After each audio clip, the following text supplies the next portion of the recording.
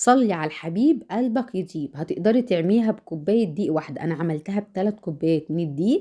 هنزل عليهم ب3 معالق كبار من السكر. كل كوبايه دقيق بتاخد معلقه كبيره من السكر. حطيت 3 معالق كبار سكر، رشه ملح، معلقه خميره فوريه، كيس بيكنج باودر. تقدري تستغني على البيكنج باودر لو انت مش هتقليها، انا كنت هقليها فحطيت البيكنج باودر. تمام. هقلب الخليط ده كله على الناشف زي ما انت شايفه كده. معلقه كبيره من الزبده. هنزل عليها بكوبايه من اللبن. نفس الكوبايه بتاعت الدقيق هي اللي هعمل بيها المكيالات كلها. تقدري تعمليها بميه بس، تقدري تعمليها بلبن بس انا كنت عامله 3 كوبايات دي، فقلت ما يجراش حاجه لما احط فيها كوبايه لبن. وهي معلقه الزبده الكبيره، بس تكون زبده مش مغشوشه، زبده محترمه كده. تمام. صلي بقى على سيدنا النبي وانزلي دوسي لايك وقولي لي بتعملي ايه، وصلي على الحبيب قلبك يطيب، واعملي لي لايك وشير وقولي لي رايك في الكومنتات. نزلت بكوبايه اللبن وهنزل عليها بكوبايتين ميه مغليه. الميه المغليه مش هتبوظ الخميره، ما تقليش، هتخمر بسرعه عشان احنا في الشتاء. وهقلب الكلام ده كله. لقيتها لسه بتلزق، هنزل بيها بمعلقتين في معلقتين لحد ما العجينه تلم نفسها في الدقيق كده، وتبقى التلزيق بتاعها يعني فيها سن التلزيق. تمام يا ست الكل. انزلي قولي لي بقى في الكومنتات بتتابعيني منين، ورأيك في الوصفات بتعجبك ولا لأ، ولا انت ليكي طريقة تانية. احنا بنساعد بعض مع ام العيال. وفري ودبري مع ام العيال هتقدري. خلاص خلصت عجن كده، حطيت لها معلقتين تاني. ركزي. يبقى 3 كوبايات، معلقتين في معلقتين. المهم هي خدت مني الكيلو الدقيق كله، واتبقى دقيقة في الاخر. تمام. كنت شايلاها على جنب، قلت عشان لو لزقت. تمام كده.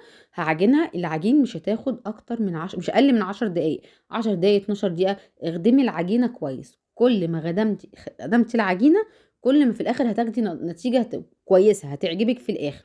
تمام.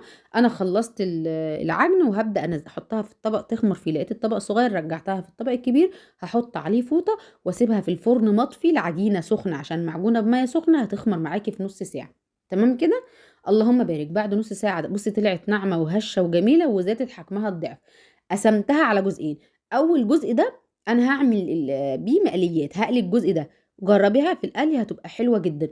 والقطعة بتفور معاكي ما شاء الله لضعفين 3. النشابة تعبتني أكتر من العجين. النشابة اللي عجل دي وحشة جدا، ما انصحش حد بيها. المهم أنا فضلت ورا العجين لحد ما فردتها في الصاج كله. ما يقلش عن نص سنتي. تقدري تعمليها سنتي، بس انا كان نص سنتي عشان العيال بقهم صغير يعرفوا ياكلوها يعني. ويمين في شمال لحد ما فردتها بطول الصاج الكبير ده احنا لسه في اول جزء. ورحت عامله ايه اللهم بارك. هفردها كويس قوي نص سنتي، وهبدا اقطعها مكعبات. قطعيها صوابع. اعمليها مثلثات زي ما انت عايزه. اعمليها خمسات. بس انا ما كانش عندي اشكال للتقطيع، فرحت مقطعها بالسكينه كده مكعبات. القطعه اللي قدامي دي ما شاء الله نفشت في الطاسه وكبرت جدا.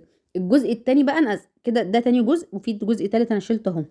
الجزء التالت ده كان عندي قطعة من الشوكولاتة الصحيحة مكعب كبير كده. رحت بشرها وفردتها في الصينية. وهبدأ اعملها سبعات في تمانيات. ده هعملها شكل البانيه. تمام. اي نعم شكل البانيه ضاع وانا بقليها عشان هي فارت اوي اللهم بارك ونفشت جدا جدا. انا كنت عامله الشكل صغنون، كبرت زي القرصه الباتيه اللي بنجيبها من الفرن كده. مش عارفه بانيه ايه. هو الباتيه فعلا. وهبدا معلقه شوكولاته اللي انا بشرتها وهلفها. تمام. اللهم بارك. عايزه تلفي، عايزه تقلي الجزء ده ليه، عايزه تعملي تقليه تدخليه الفرن المناسب معاكي اعمليه. انا كانت بالنسبه لي فكره القلي العجين حلوه لطيفه فعملتها. استحملوني لو بلخبط يا بنات، احنا مش غربة عن بعض دلوقتي. تمام. صلي على النبي كده وخلي صدرك رحب وانت بتسمعي المعلومه. دمتم